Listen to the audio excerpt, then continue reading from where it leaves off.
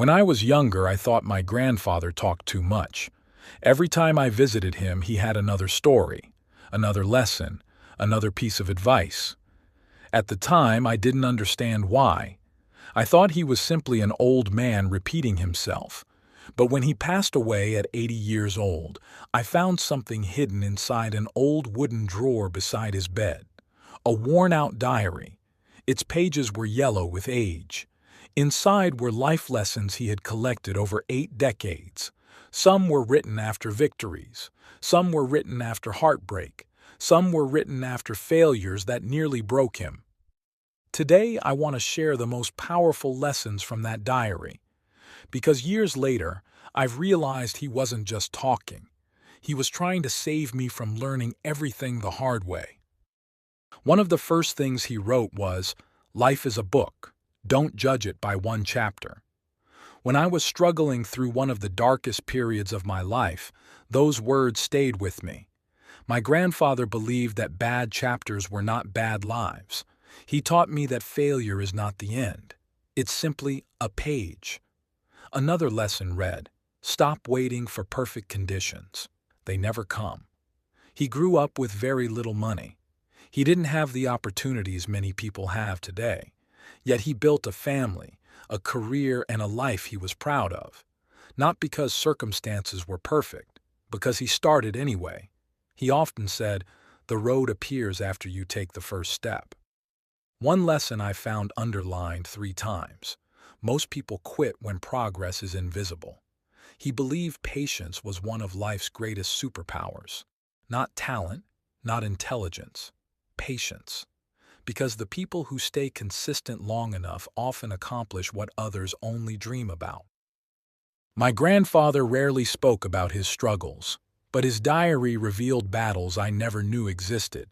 He wrote, "True strength is carrying pain without becoming cruel." That lesson changed me, because many people think strength means never crying, never feeling weak, never asking for help. He disagreed. He believed strength meant feeling everything and still choosing kindness. Another lesson said, "Every scar teaches something." He didn't see pain as punishment. He saw it as education. Every disappointment, every betrayal, every mistake had something valuable hidden inside it. He often reminded me, pain is temporary. Wisdom can last forever. And perhaps my favorite lesson was this. The strongest people are often the gentlest, because they understand suffering, and people who understand suffering rarely want to cause it. My grandfather was an expert at understanding people. One page simply said, "Listen twice as much as you speak." I didn't understand it when I was younger. Now I do. Most people aren't listening. They're waiting for their turn to talk. Another lesson read, "Not everyone deserves front row seats in your life." That one was hard to learn.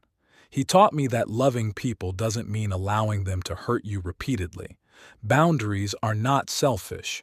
They're necessary. One sentence stood out, "Choose friends who celebrate your growth." He believed the people around us shape our future. If you're surrounded by negativity, excuses, and constant drama, eventually it affects you too. And then there was this. Kindness costs little but changes everything. He practiced that lesson every day, not because everyone deserved it, because he believed kindness reflected your character, not theirs. My grandfather had simple ideas about success. He wrote, "Take care of your health before your health forces you to." He believed wealth meant nothing if you were too sick to enjoy it. Another lesson. Learn how money works or spend your life working for it. He wasn't rich, but he was financially wise. He avoided unnecessary debt, saved consistently, and lived below his means. He often said, "Financial freedom begins with small habits." Not huge paychecks, small habits. Then came one of the most powerful lines in the diary. Success is becoming someone you're proud to meet. Not impressing strangers, not chasing status, not collecting possessions, but becoming a person you respect. Near the end of the diary, the handwriting became weaker, but the lessons became stronger. He wrote, "Change is not your enemy. Refusing to change is. Life constantly changes. People change. Dreams change. Circumstances change. Growth requires adaptation." Then I found a lesson that brought tears to my eyes.